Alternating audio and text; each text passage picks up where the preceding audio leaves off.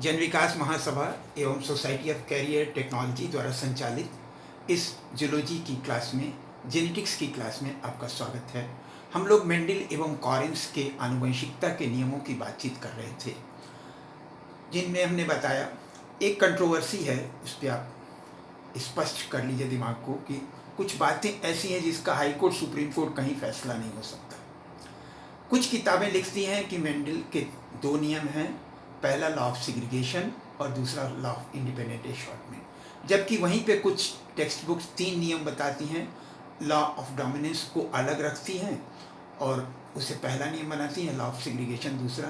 तो इसमें कोई कंट्रोवर्सी वाली बात नहीं है। ये तो कभी भी जो है किसी भी इशू को आप लेंगे तो अलग अलग लेखकों की किताब में अलग अलग बातें पाई जाएंगी।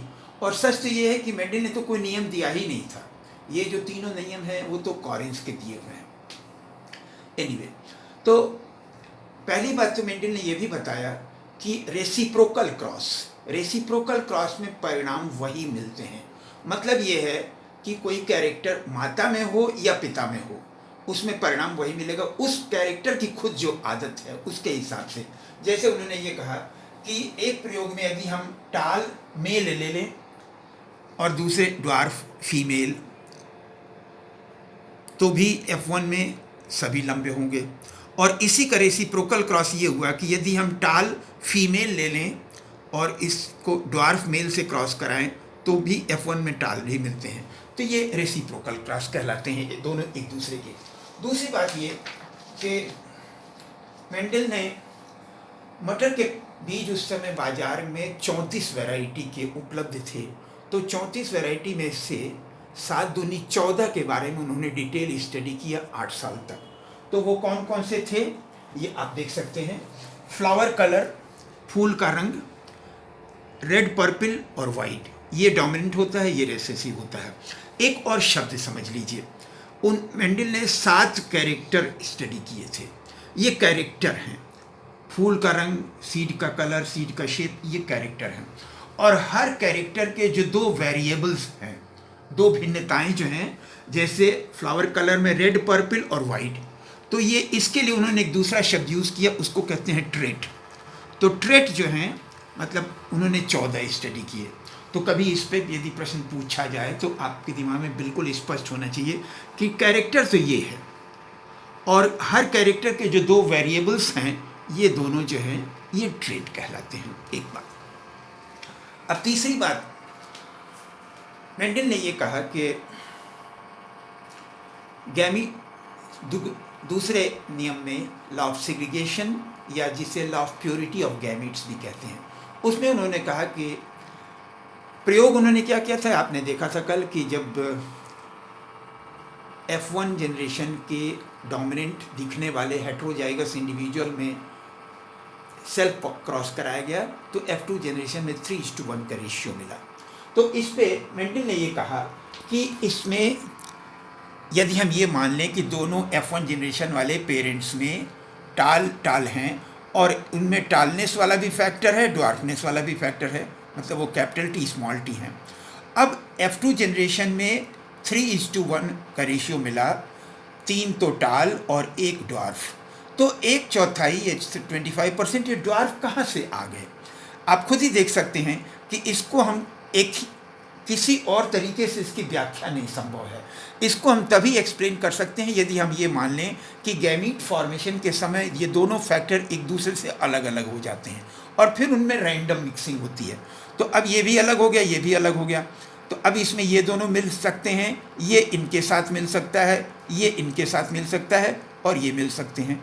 तो हम देखते हैं कि ये 3:1 का फिनोटिपिक रेशियो या 1:1 का जो जीनोटिपिक रेशियो है, वो इस बात को मानने से एक्सप्लेन किया जा सकता है कि गैमीट फॉर्मेशन के समय फैक्टर्स एक दूसरे से अलग अलग हो जाते हैं। तो अब इस पे उन्होंने नियम ये दिया, लॉ ऑफ सेग्रीगेशन। सेग्रीगेशन का मतलब है सेपरेशन। सेग्रीगेशन या law of purity of gamete, जिसमें उन्होंने कहा कि गैमीट हमेशा प्योर होते हैं, गैमीट में मिक्सिंग नहीं होती है। तो इसमें इससे ये चूँकि ये जब गैमीट अलग होंगे गैमीट फॉर्मेशन के समय दोनों फैक्टर एक दूसरे से अलग अलग होंगे तभी ऐसा मिलेगा।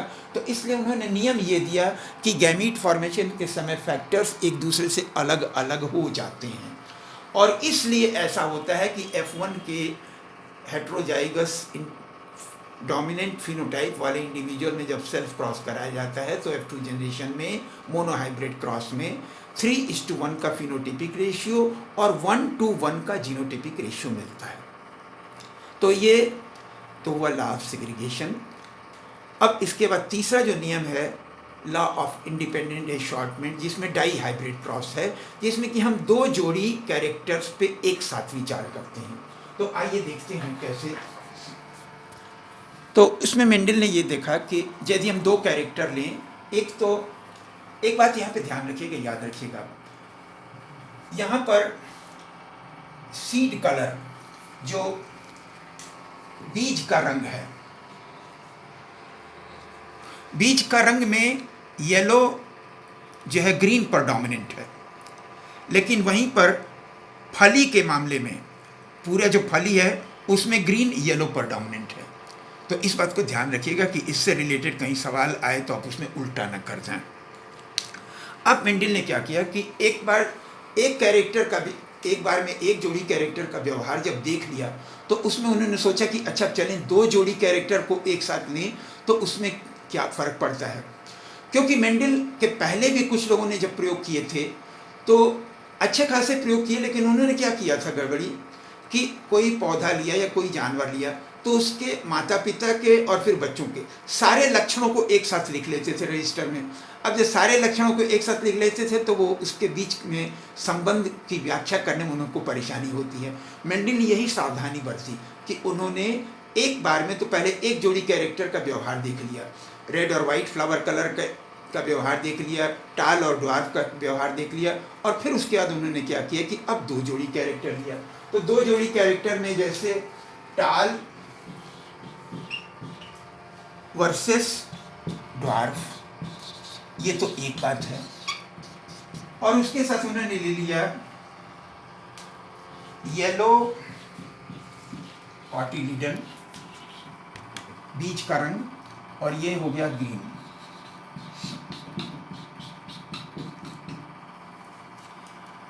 इसे जो मेंडल की टर्मिनोलॉजी है कैपिटल टी कैपिटल वाई और ये हो गया स्मॉल टी स्मॉल वाई, ये तो थे पेरेंट्स। और इसके जो पहली पीढ़ी के संतान मिले उसमें सारे के सारे टाल और येलो मिले। यहीं पर एक बात और स्पष्ट समझ लीजिए, इसी का दूसरा कॉम्बिनेशन ले लीजिए कि टाल और ग्रीन इंटू ड्वार्फ और येलो, तो भी F1 में क्या होगा, वही वाला परिणाम मिलेगा जो डोमिनेंट कैरेक्टर हैं टाल एंड येलो।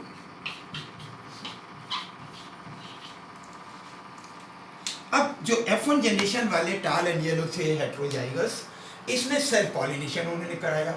तो सेल्फ पॉलिनेशन करने के बाद उन्हें 4 प्रकार के पौधे मिले, 2 तो पेरेंटल कॉम्बिनेशन थे और 2 रिकॉम्बिनेशन थे, और उसमें 9:3:3:1 का अनुपात मिला। जैसे यहाँ पे आप देख सकते हैं कि पहले तो उन्होंने क्या किया, टाल एंड ग्रीन कॉटिलीडन और ड्वार्फ और येलो में क्रॉस कराया ये पेरेंट्स, इनके गैमीट ये बने स्मॉल टी कैपिटल वाई दोनों में से एक ही जाएगा गैमीट में लॉ ऑफ सेग्रीगेशन के अनुसार। अब ये दोनों मिल गए कैपिटल टी कैपिटल वाई, ये टाल और येलो हो गए। इसमें ये देखिए ये बच्चा जो है ना तो पूरी तरह से माँ की तरह है ना तो पूरी तरह पिता की तरफ से, इसमें एक कैरेक्टर इसने माँ से प्राप्त किया और एक कैरेक्टर पिता से प्राप्त हुआ। अब इस F1 जनरेशन वाले में सेल्फ क्रॉस कराया तो इसमें सीधी 4 तरीके के गैमीट बन सकते हैं। कैपिटल टी के साथ कैपिटल वाई भी जा सकता है, कैपिटल टी के साथ स्मॉल वाई भी जा सकता है, स्मॉल टी के साथ कैपिटल वाई जा सकता है, स्मॉल टी के साथ स्मॉल वाई जा सकता है। तो अब इसके F1 वाले में जब सेल्फ पॉलिनेशन कराया उन्होंने तो 4 प्रकार की संतान मिले, जिसमें 9 तो टाल येलो मिले, 3 टाल ग्रीन मिले, 3 ड्वार्फ येलो मिले और 1 जो है ड्वार्फ ग्रीन मिला। तो 9:3:1 का फिनोटिपिक रेशियो मिला। अब इसको एक्सप्लेन करने के लिए मेंडल ने तो सीधे सीधे ब्रांचिंग ट्री के द्वारा इसको एक्सप्लेन किया था, लेकिन बाद में पनेट ने इसके लिए चेकरबोर्ड का सिस्टम बनाया। तो आइए देखते हैं चेकरबोर्ड वाला सिस्टम क्या है। ये बात स्पष्ट आपके दिमाग में होनी चाहिए कि ये जो सिस्टम है ये पनेट ने दिया था, मेंडल ने अपने नियम में नहीं दिया था। इसको क्या कहते हैं? पनेट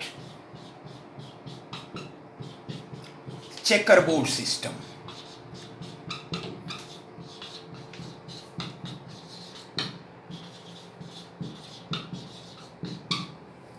अब जैसे मैंने अभी आपको बताया कि F1 जनरेशन वाले जो डाई हाइब्रिड क्रॉस में इंडिविजुअल्स होंगे वो 4 प्रकार के गैमिट बनाएंगे। तो 4 प्रकार के गैमिट दोनों बनाएंगे तो संतान कुल कितने होंगी? 16 प्रकार की। तो इसको ऐसे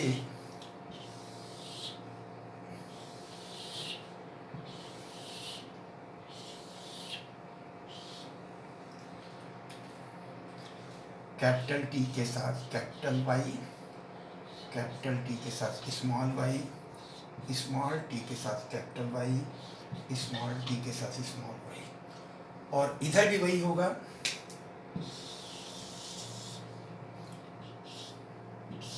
capital T capital Y, capital T small Y, small T capital Y, small T small Y. देखिए एक बात आपके दिमाग में बहुत स्पष्ट होनी चाहिए, जेनेटिक्स कभी आपको याद नहीं करना है, क्योंकि जहां आप याद करने चलेंगे तो बाद में इंट्रैक्शन ऑफ जीन वगैरह ऐसे चैप्टर्स हैं उसमें ज़रूर कंफ्यूज हो जाएंगे। आपको बिल्कुल मैथमेटिक्स की तरीके से, लॉजिक की तरीके से, सिस्टम के हिसाब से चलना है। तो चेकरबोर्ड बनाने का तरीका आप पहले सीख लीजिए। पहले तो हमेशा गैमीट बनाइए कि कितने तरह के गैमीट बनते हैं, और उसके बाद उसे जोड़ने का तरीका देखिए। पहले ये इन चारों में लिख जाना है हमें, फिर ये इन चारों में लिखना है, ये इन चारों में लिखना है, ये इन चारों में लिखना है। और ये ख्याल रखना है कि कैपिटल वाला पहले लिखना है, स्मॉल लेटर बाद में लिखना है। तो जैसे यहाँ पे हमने इसको ऐसे कर दिया,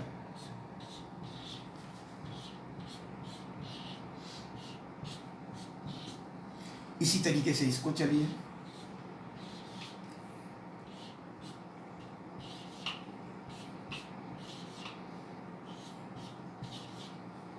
फिर इसमें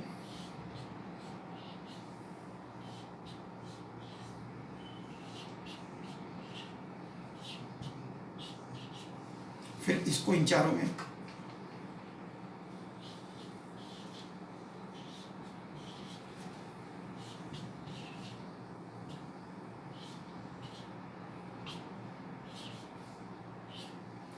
और फिर इसमें ये वाला इन चारों में बनाना है, ये वाला इन चारों में, इस तरीके से चलना है।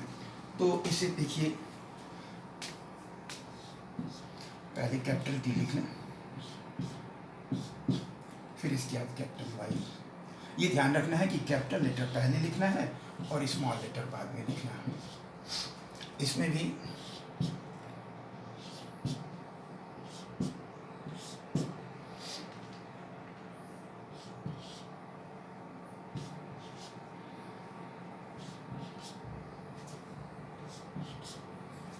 फिर ये इन चारों में वैसे ही स्मॉल टी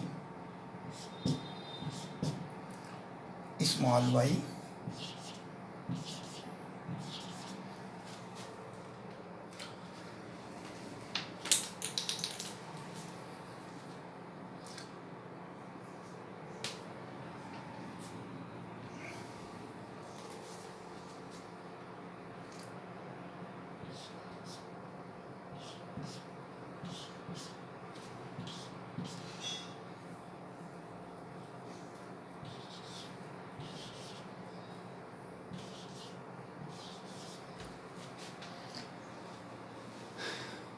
घर में आपने देखा होगा कि बचपन में लड़कियां एक खेल खेलती हैं, छोटे से पत्थर के कंकड़ से घर बनाती हैं फर्श पर, और इखट दुखट कहते हैं उसमें। उसमें ये सिस्टम होता है कि एक घर है, उसमें पूरा एक घर है, उसके बगल वाले में जो है उसको बीच में पार्टीशन बना देते हैं। बिल्कुल वही सिस्टम यहाँ पे लागू होता है। और जरा सा इसमें आप ऐसा करें, पहले जीनोटिपिक रेशियो बनाइए, तब फिनोटिपिक रेशियो बनाइए, तभी आप इसे सही ढंग से समझ पाएंगे। अब आप इसे देखें, पहले इसका जीनोटिपिक रेशियो बनाइए। देखिए इसमें ये वाला जो है कैपिटल टी कैपिटल वाई, ये एक है, ठीक है। इसके बाद ये वाला जो है capital T capital Y small Y, ये दो हैं, ठीक है। फिर इसके बाद ये वाला कैपिटल टी स्मॉल वाई, ये एक है। तो एक दो एक, एक दो एक, और बीच में दो चार दो। फिर इसके बाद आइए ये वाला जो है capital T small T capital Y, ये दो एक ही तरीके के हैं, ये ठीक है, देख रहे हैं, ये दो हो गए।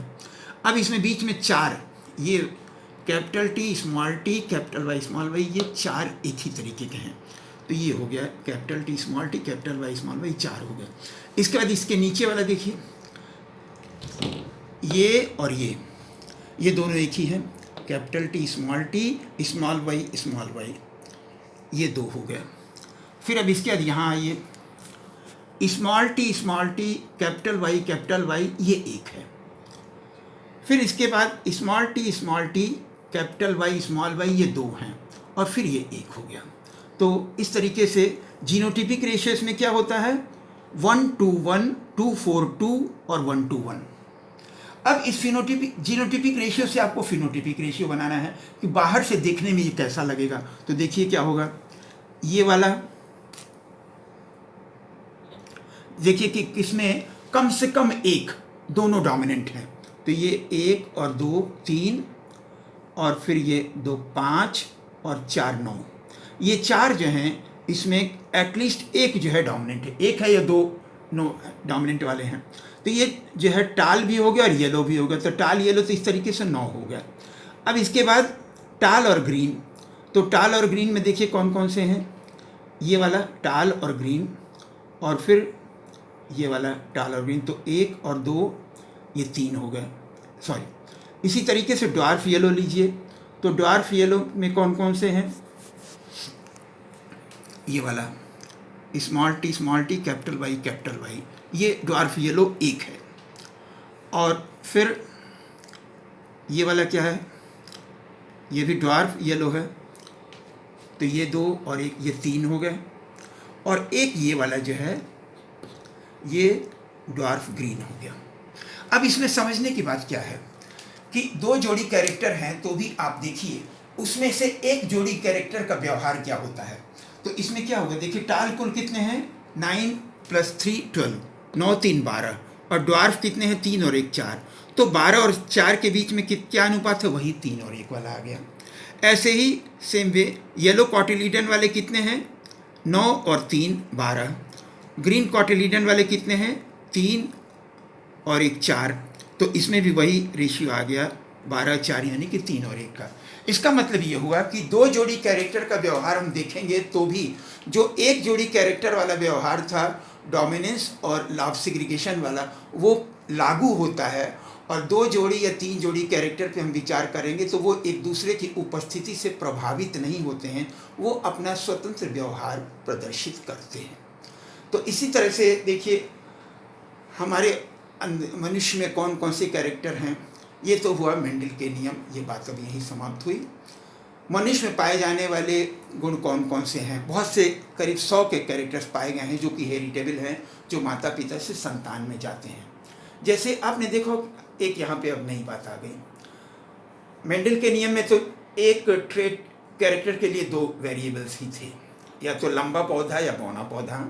लेकिन जरा आँख के रंग के बारे में देखिए, आँख का रंग 3 तरीके का होता है, काला भी होता है, भूरा भी होता है और नीला भी होता है। इसमें से काला जो है वो दोनों पर प्रभावी है।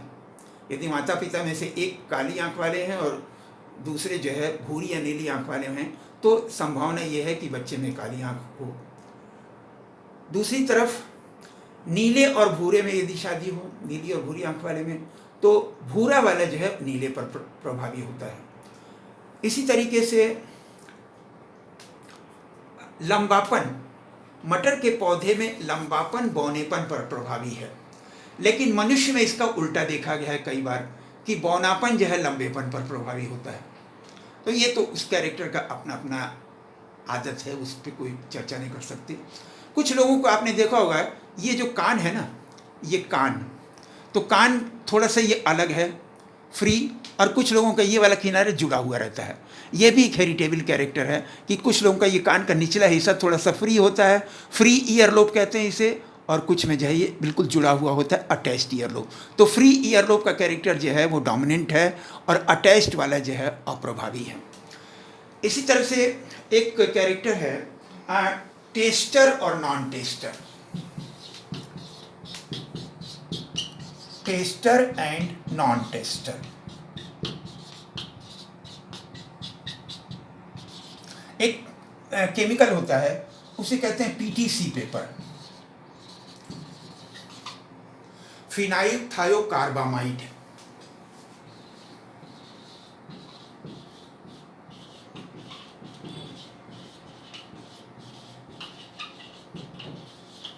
तो कुछ लोगों को उनकी जीभ पे एक कागज पे आप रखें, फिनाइल थायोकार्बामाइड केमिकल रखें, तो उसको हल्का सा नमकीन लगेगा, लेकिन वहीं पे तो उनको टेस्टर कहते हैं। और कुछ लोग ऐसे होते हैं जो उनकी जीभ पर ये रखें आप केमिकल, तो उनको कोई टेस्ट नहीं लगेगा, बिल्कुल पानी की तरीके से स्वादहीन लगेगा। तो टेस्टर का कैरेक्टर नॉन टेस्टर पर प्रभावी है। और इसी तरह से और बहुत सारे गुण हैं जिनके बारे में हम लोग आगे चर्चा करेंगे। फिलहाल आज की बात यहीं है। धन्यवाद, नमस्कार।